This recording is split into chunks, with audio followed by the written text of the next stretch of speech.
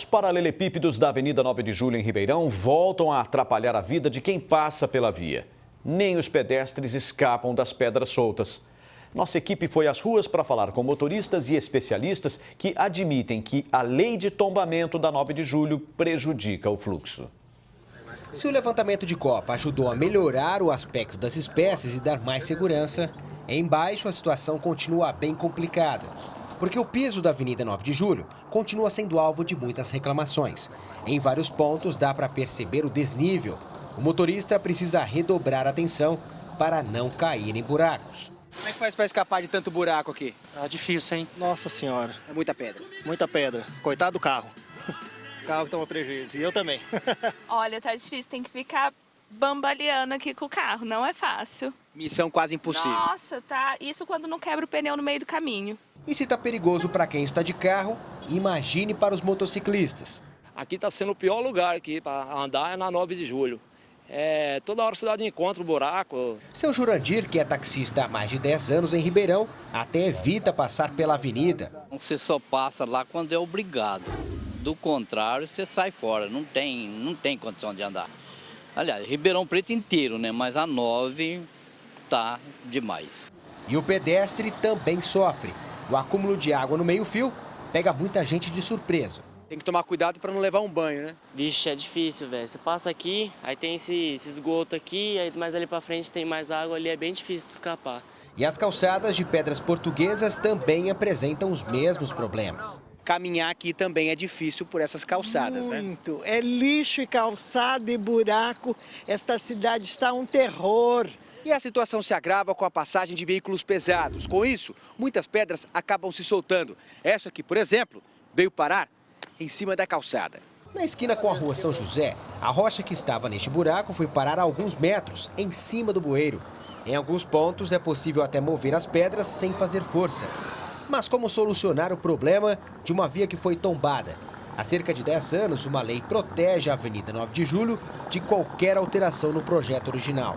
Mas este especialista diz que o caso deve ser discutido com a sociedade e que, dessa forma, os paralelepípedos estão prejudicando as galerias de esgoto e águas pluviais. Eu acho que está na hora de colocar a coisa na mesa com a sociedade e respeitar a opinião da maioria. A minha opinião particular é de que isso não tem solução.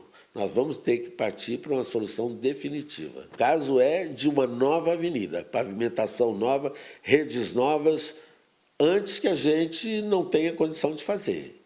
Um projeto apresentado há 3 anos estimou uma reforma na área com solo mais rígido, que suportaria a circulação de veículos pesados. Mas o custo do serviço gira em torno de 20 milhões de reais. De imediato, a Secretaria de Infraestrutura realiza apenas reparos emergenciais. E não tem sido uma tarefa fácil. Não é qualquer profissional que senta aquelas pedras, são chamados calceteiros. Nós tínhamos apenas 2 profissionais na Secretaria da Infraestrutura. E, lamentavelmente, o último funcionário que nós tínhamos, o São Antônio, faleceu há cerca de 15 dias. Então, hoje, o município não tem nem ninguém especializado para fazer um trabalho em larga escala. Para você se fazer isso hoje, você tem que contratar uma empresa especializada devido ao tombamento. Rafael Aguiar para o Jornal da Clube. Agora ao vivo, Cláudia Prates traz mais informações. Cláudia.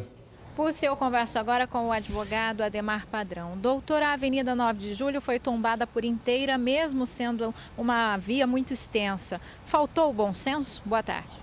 Boa tarde, Cláudia. Boa tarde a todos que assistem ao Jornal da Clube. Bom, eu penso o seguinte, esse assunto ele é tão interessante quanto complexo. Por quê?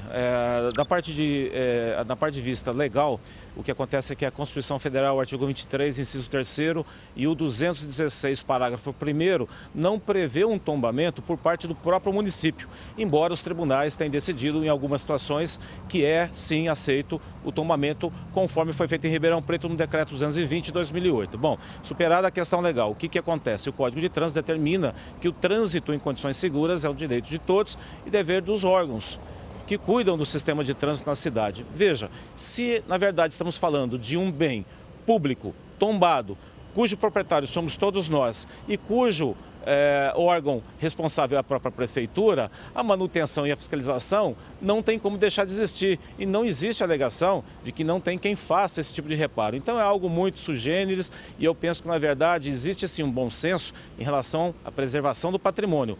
Porém, esse patrimônio, conforme foi feito pelo Decreto-Lei 220, ele é restrito ao paralelepípedo, ao mosaico português das calçadas e algumas árvores. Então, como fazer para isso se tornar viável para nós, usuários desta parte da cidade? É algo que o poder público tem que responder e não apenas se desculpar.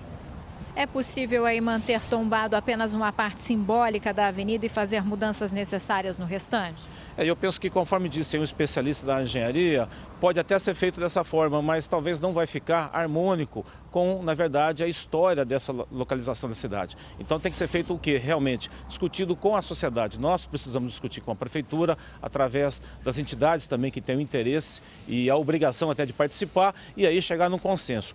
Penso eu que pode ser e deve ser feito a manutenção da parte histórica, inclusive com o paralelepípedo. Agora, como fazer isso na parte técnica, tem que ser discutido e a cidade tem que decidir no todo, não só no executivo.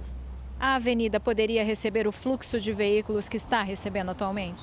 Não, eu penso que não, e aí tem uma falha muito grave do órgão ou da empresa que cuida do trânsito de Ribeirão Preto, porque no artigo 24 da Lei de Trânsito, ela deve coibir o transporte e o trânsito de veículos de carga concentrada, os veículos pesados. Isso não acontece. Nós assistimos muitos caminhões transitando na cidade em locais que eles não podem. Então falta sim a fiscalização e o bom senso da administração. Lembro apenas o seguinte também, artigo 165 do Código Penal, quem não cuida ou destrói, deforma o tombamento, é responsável criminalmente. Aí cabe perguntar, quem seria que responderia nesse caso do Código Penal brasileiro?